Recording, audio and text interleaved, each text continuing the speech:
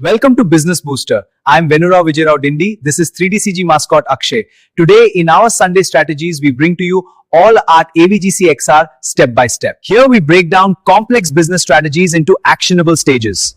Today, we're tackling the most important ladder you'll ever climb, the IP ownership funding ladder. Step by step, Venurao, I've been looking at the numbers. Over 80% of AVGC studios in India still operate on a work-for-hire model. So how do we move them up, rung by rung? Exactly. Today, we're mapping every rung, from sweat equity sizzle reels to international co-productions. By the end, you'll know exactly how to fund your first original IP without losing control. No more ghost producing while someone else collects franchise royalties? No more. Let's boost your bottom line step by step.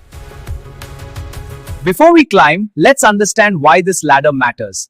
A service studio builds time and materials, say $200,000 for an animated episode. After costs, margin is thin. An IP-owning studio fronts the same production cost but earns back-end. Licensing, merchandise, sequels, global distribution. The difference in valuation can be 10x to 50x. Look at this. A top-tier Indian VFX vendor might exit for $30 to $50 million. An indie IP creator like Blue Spirit or Studio Ponok, same talent commands valuations in the hundreds of millions. So why don't more studios make the leap? Fear of risk, lack of upfront capital, no clear roadmap.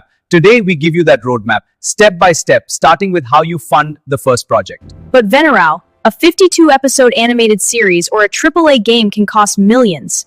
Where does a 20-person studio get that kind of money without selling their soul? You don't go from zero to a full series in one jump. You climb a funding ladder, one rung at a time. Let's break it down. Rung 1, you spend your own sweat equity to create a sizzle reel. 2 to 3 minutes of stunning visuals that prove your IP's world, characters, and tone. You don't borrow this, got it. Sweat equity for the service work. So instead of buying a new render farm, you allocate a portion of your margin to this proof of concept? Precisely. That reel becomes your currency. It gets you to rung 2. With a strong reel, you approach co-development partners, international studios, broadcasters, or gaming publishers who want to share risk. India has co-production treaties with Canada, France, Brazil, and others. That means government grants can cover 20 to 30% of production costs. But isn't that paperwork a nightmare? It's structured. You hire a line producer who specializes in treaty co-productions. The key, your studio retains creative control and a fair share of IP rights, usually 50% or more. Rung 3, gap financing. After you have a partner and a broadcaster pre-guy, like a streaming service sells committing to license a show with, there's still a gap between total budget and committed funds. This is where you tap soft money. Tax incentives, regional film funds, and cultural grants. So you're mixing national incentives like a puzzle?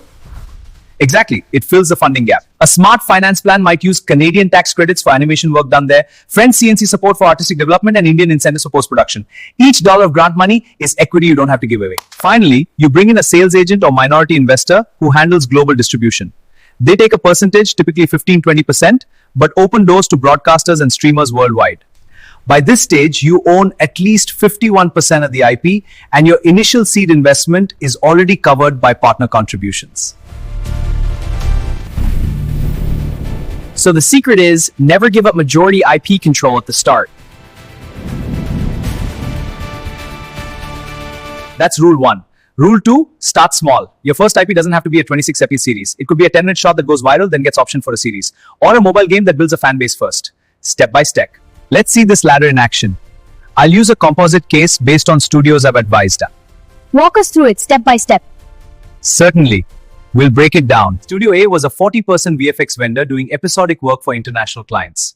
Step 1, they set aside 15% to produce a 3-minute sizzle reel for an original fantasy property. Beautiful art direction. Step 2, they took that reel to the Annecy MIFA market. A French broadcaster loved it. They signed a co-production deal. France provided 30% funding via the CNC plus a pre-buy. Step 3, the studio then approached a Canadian partner for animation services, using Canadian tax credits to cover another 25%. And now they're developing a sequel, fully financed by the streamer, while the original IP generates merchandising revenue. They went from a 40-person vendor to a 120-person studio with an IP portfolio. Every step built on the previous one. That's the vendor to visionary arc. But what about solo creators or micro studios? Can they play this game? Okay, Venurao ji, that sounds incredible for a studio with 40 people. But our audience includes freelancers and 3-person teams watching from their home offices. How do they climb this ladder without a war chest? For independent creators, the ladder starts even smaller, but the steps are the same. Step 1. Use platforms like Kickstarter or Patreon to pre-sell your idea to a niche audience. Got it! Pre-sell the idea! Exactly. That's your foundation. Step 2. Target platform grants like Epic Mega Grants and Google for Startup. Awesome! Step 3. Think franchise first. Create a short for YouTube to build community. Exactly. Then pitch to studios. Once you have a proven audience, you become a low-risk partner for the higher rungs. So instead of asking for $1 million, you ask for $50,000 to prove engagement metrics. Exactly. Studios and streamers are now obsessed with proven IP. A short with 10 million views is a better pitch than a 200-page Bible. Step by step. To recap the steps. 1. Sizzle reel, your seed. Co-production partners, share risk, retain control. 3. Gap financing and soft money. Fill the budget without giving up equity. Or sales agents and minority investment. Go global, keep majority ownership. Step by step, the most valuable asset you can build isn't a client list, it's your own creation. That's it for this edition of Business Booster. Join us next Sunday for strategies with my friend 3DG mascot Akshay. Subscribe, share, and go build something you own. See you next time.